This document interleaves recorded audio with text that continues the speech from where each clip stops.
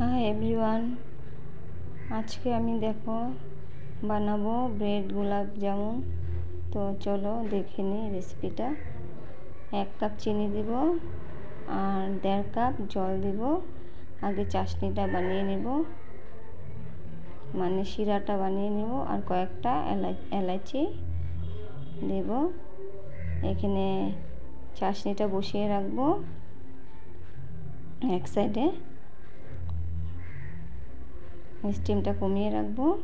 আর এদিকে দেখো আমি ব্রেড গোলাপ জামুনটা রেডি করতে থাকি।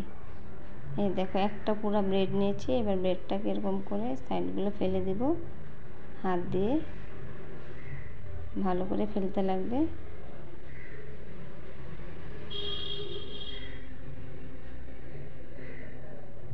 এই দেখো সাইডগুলো ফেলে দিয়েছি। এবার দেখো সবগুলোকে এরকম করে ফেলেছি। এবার হাত দিয়ে টুকরা টুকরা করে ছিঁড়ে নেব, ছোট ছোট করে।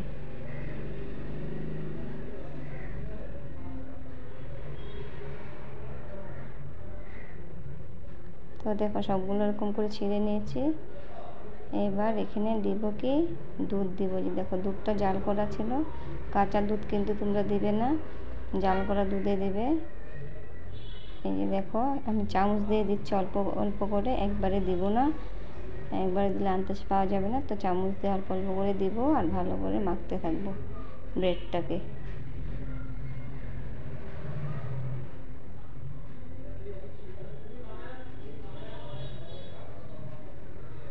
তো যত ভালো করে মাখবো আমাদের ডোটা অত সফট হবে।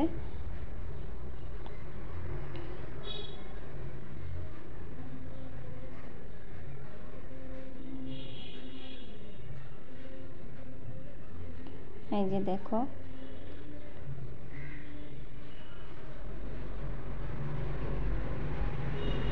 এবার দেখো আমি আর দুধ দিব না, হয়ে গেছে এখানে। এবার আমি ভালো করে মেখে নেব। এবার দেখবো যে এরকম একটু গোল করে যে হয়েছে কিনা আমাদের মাখাটা। হ্যাঁ, হয়ে গেছে। তো এবার দেখো গোল গোল করে বলের মতন বানিয়ে নিব। হাতে অল্প আমি ঘি দিয়েছি যাতে এই বানাতে গিয়ে হাতের মধ্যে না লাগে। এই যে দেখো এরকম করে গোল করে নেব আস্তে আস্তে করে। আর জানো তো বন্ধুরা, গোলাপ জামুনগুলো হেভি টেস্টি হয়েছিল। একদম সহজ পদ্ধতিতে ব্রেড দিয়ে গোলাপ জামুন বানিয়ে খেয়ে দেখো, অনেক তাড়াতাড়িও হবে আর খেতেও টেস্টি হয়। এবার দেখো এরকম করে গোল গোল করে বানিয়ে নিব।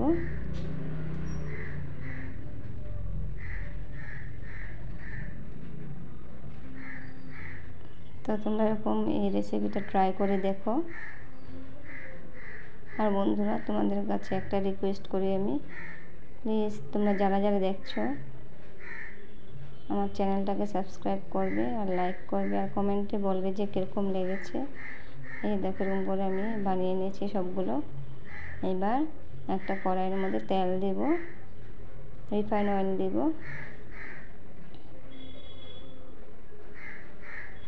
এবার তেলটা গরম হয়েছে কিনা হাত দিয়ে একটু দেখে নিলাম, গরম হয়ে গেছে। এবার আমি এই যে দেখো একটা একটা করে সবগুলা গোলাপ জামুন দিয়ে দেব। তেল গরম হয়ে গেছে। তেলটা যখন গরম হয়ে যাবে স্টিমটা কমিয়ে রাখবে। একবারে বাড়িয়ে দিলে একবারে ভিতর দিকটা শক্ত থাকবে আর বেশি পুড়ে যাবে। তো এরকম করে কমিয়ে নেবে, কমিয়ে তারপরে ভাজবে। এবার দেখো কড়াইটার দুদিকে ধরে আমি একটু এরকম নেড়ে দিচ্ছি। কড়াই ধরে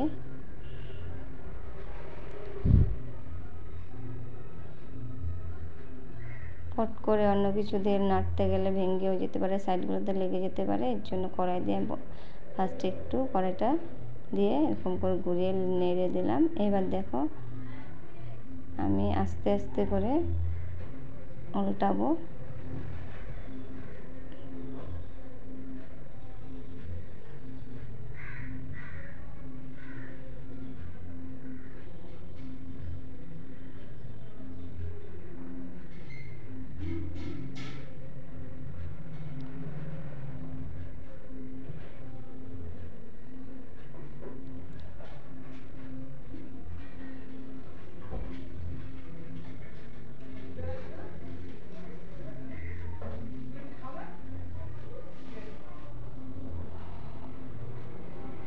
নিয়ে দেখো আস্তে আস্তে করে এরকম লাল হয়ে যাবে, ভাজতে ভাজতে লাল হয়ে যাবে। কোনো কালার মানে অ্যাড করার দরকার নেই।